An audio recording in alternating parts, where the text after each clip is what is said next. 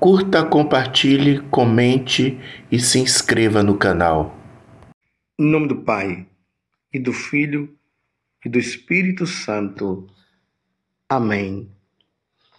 Naquele tempo, disse Jesus aos seus discípulos esta parábola. O reino dos céus é como a história do patrão que saiu de madrugada para contratar trabalhadores para a sua vinha. Combinou com os trabalhadores uma moeda de prata por dia e os mandou para a vinha. Às 9 horas da manhã, o patrão saiu de novo. Viu outros que estavam na praça, desocupados, e lhes disse: Ide também vós para a minha vinha, e eu vos pagarei o que for justo. E eles foram. O patrão saiu de novo ao meio-dia e às 3 horas da tarde e fez a mesma coisa. Saindo outra vez pelas 5 horas da tarde, encontrou outros que estavam na praça e lhes disse: Por que estáis aí o dia inteiro desocupados? Eles responderam: Porque ninguém nos contratou. O patrão lhes disse: Ide vós também para a minha vinha. Quando chegou a tarde, o patrão disse ao administrador: Chama os trabalhadores e paga-lhes uma diária a todos, começando pelos últimos até os primeiros. Vieram os que tinham sido contratados às 5 da tarde, e cada um recebeu uma moeda de prata. Em seguida, vieram os que foram contratados primeiro e pensavam que iam receber mais. Porém, cada um deles também recebeu uma moeda de prata. Ao receberem o pagamento, começaram a resmungar contra o patrão.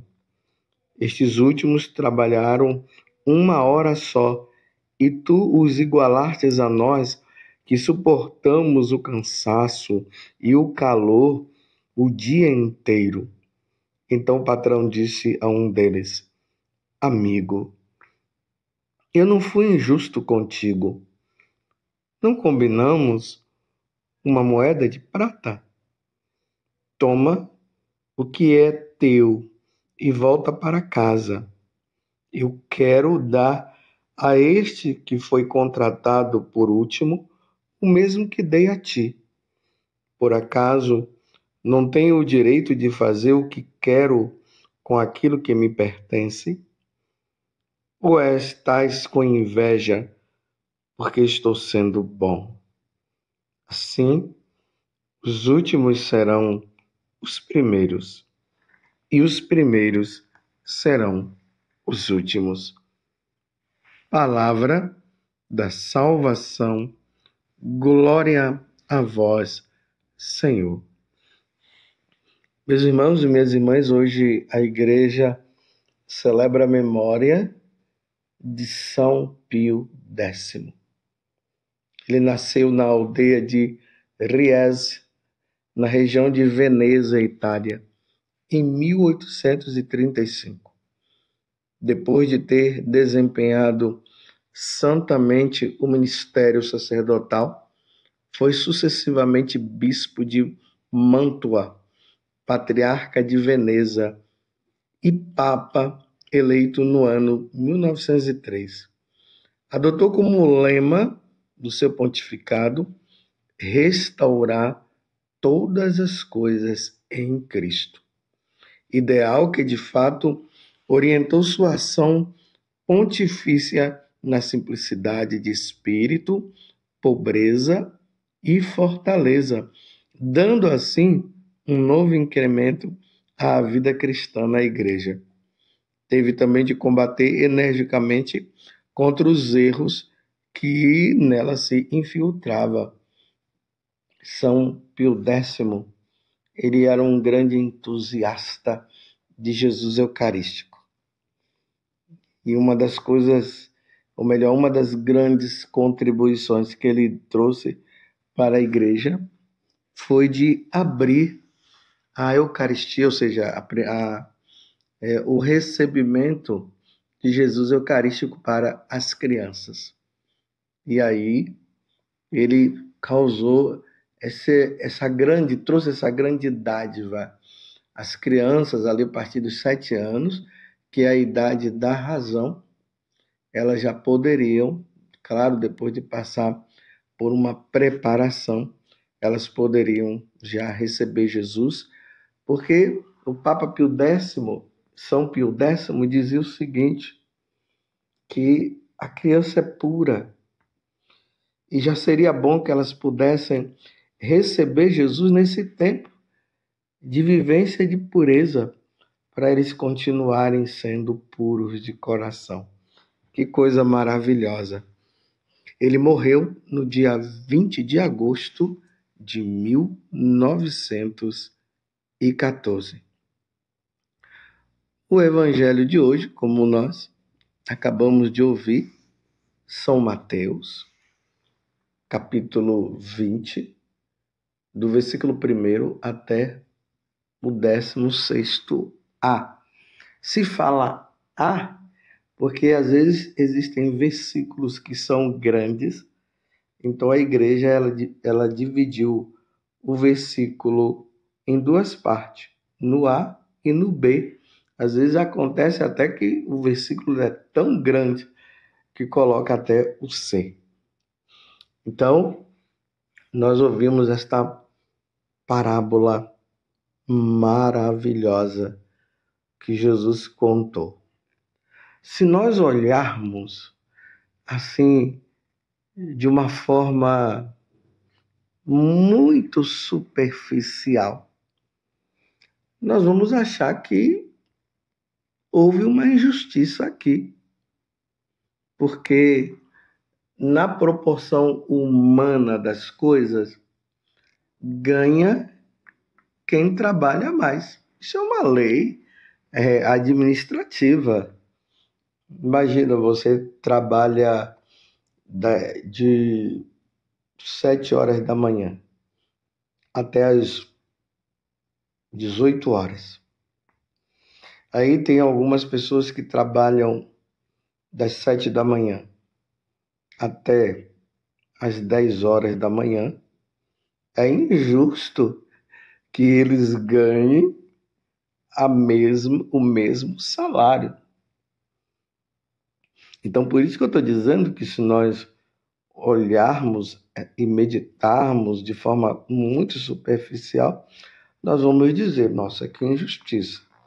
Um grupo de trabalhadores foi na parte da manhã, outro ali já pegou ali por volta de 9 horas, 10 horas, aí já teve um grupo que foi trabalhar, era às 15 horas, e chegou um grupo no finalzinho da tarde. E no final o patrão pagou o mesmo salário para todos, mesmo que ele tivesse combinado, seria injusto. Você trabalhou o dia todo, o outro chegou no finalzinho da tarde, fez apenas algumas coisinhas e ganhou o mesmo salário.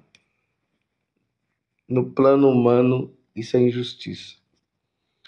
Mas, meus irmãos, no plano espiritual, é mais do que justo. Vamos imaginar o seguinte: você foi uma pessoa que se converteu a Deus lá pelos anos 80 e você vem batalhando na fidelidade a Deus até os dias de hoje. Aí tem um outro grupo que se converteu pelos anos 90. Então você já tem aí 10 anos na frente dele. Mas tem aqueles dos anos 90. E aí chega aquele outro grupo que já foi no ano 2000. E o outro no ano 2024. Então, se for olhar assim, nós podemos dizer o seguinte: aqui não deve se levar em conta os anos de conversão de fulano e de cicrano, mas se deve levar o ano, o dia da conversão. Não importa se o outro se converteu nos anos 80, outros nos anos 90 e agora em 2024. O importante é que se converteu. E é isso que Jesus está trazendo para nós no Evangelho. Isso é misericórdia divina. Vamos imaginar que na sua família existem pessoas que estão nessas condições. Você aí é convertido, você participa da igreja, você está sendo fiel às suas orações, você faz as suas novenas, você procura dar o perdão, você se confessa, você está vivendo, graças a Deus, os sacramentos. Se você é casado, você casou na igreja e está casado direitinho. Você foi batizado, graças a Deus. Você se preparou para a catequese, você recebeu Jesus pela primeira vez e vem recebendo. Enfim, você está levando uma vida de santidade. Só que você tem um irmão. Pode ser que você tenha uma irmã, pode ser o seu pai, pode ser sua mãe, pode ser o seu filho e assim por diante, que não se converteu e o tempo está passando. E vamos imaginar, olha bem o que eu estou dizendo, isso é uma metáfora, vamos imaginar que seja esse ano que acontecerá o retorno de Jesus, ou será esse ano que um de vocês, um de nós, vai ser levado por nosso Senhor, vai morrer. Jesus não vem na glória, mas ele vem nos buscar no dia de hoje. E você tem justamente aquele irmão ou aquela irmã, o seu pai ou sua mãe, que não estão convertidos. Você imagina Jesus vir e encontrar esse parente seu numa vida de pecado, numa vida sem Deus, mas você não, você tem levado a vida com Deus já há anos que você está caminhando com o Senhor, já faz anos, e o outro está ali, e resta pouco tempo. Dá para entender? Os últimos, aqueles que Jesus está usando de misericórdia, para que até no último momento ele tenha essa graça da conversão, para ele se salvar. O sentido dessa parábola é esse daqui também. Esse é o sentido. Então o patrão disse a um deles: amigo, eu não fui injusto contigo. Não combinamos uma moeda de prata? Ou vamos dizer assim, não combinamos que eu vim à terra para salvar todos? E enquanto houver oportunidade, eu vou lutar pela salvação, ainda que seja no último momento? Eu quero dar a salvação para esse da última hora, esse que não quer se converter, da mesma forma que eu dou para você, independente do tempo. O que importa é que se converta. O que importa é que antes da morte ou antes da segunda vinda de Jesus, a pessoa se converta. Porque depois não há mais conversão, não há mais mudança de vida. E imagina aquela pessoa que da última hora, que no último momento ela não quis se converter. Imagine você agora chegar e dizer assim: ah, Senhor, eu tive mais tempo de vida santa do que esse. É injusto o Senhor dar salvação para ele? Não pode. Enquanto estivermos vivos, há a oportunidade da mudança de vida. Deus não leva em conta os anos. Mas aqui eu queria abrir um parênteses. Olha, cuidado você para não cair nesses pecados aí de presunção, de dizer assim, então eu já sei. Eu vou levar uma vida inteira de pecado e quando chegar nos últimos momentos da minha vida eu me converto. Aí eu te pergunto, você sabe quando vai acontecer o último dia seu? Você sabe se realmente no último momento vai dar tempo de você se converter? Cuidado com essa presunção. Deus chama a pessoa no ventre da mãe, no nascimento, na infância, na adolescência, na juventude, na fase adulta. Nós estamos aí vivendo esta situação. Então não caia nessa presunção de dizer, então eu vou deixar para a última hora. Não, nós não podemos deixar para a última hora, tem que ser agora. Você entendeu? Eu fecho o parêntese e volto a dizer, que bom que até no último momento,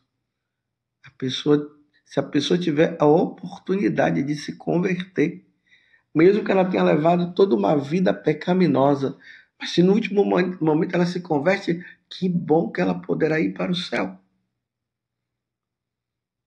É interessante que Jesus, quando ele apareceu para Santa Faustina, foi isso que ele ensinou com ela, o texto da misericórdia, falando justamente sobre essa questão, que o texto da misericórdia era a tábua da salvação. Justamente para quê? Para se rezar o texto da misericórdia pela intenção daquelas pessoas que estariam nessa última hora, nessa fase, nesse momento de agonia, para que essa pessoa ela pudesse ter a oportunidade ainda de, nesse último momento, ela se converter. E o último momento, meus irmãos, o diabo também vem pedir aquela alma.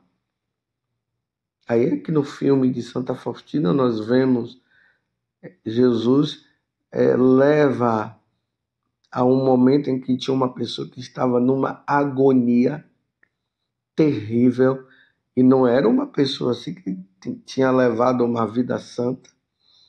E Jesus leva Santa Faustina para que ela rezasse o terço da misericórdia pela sua dolorosa paixão.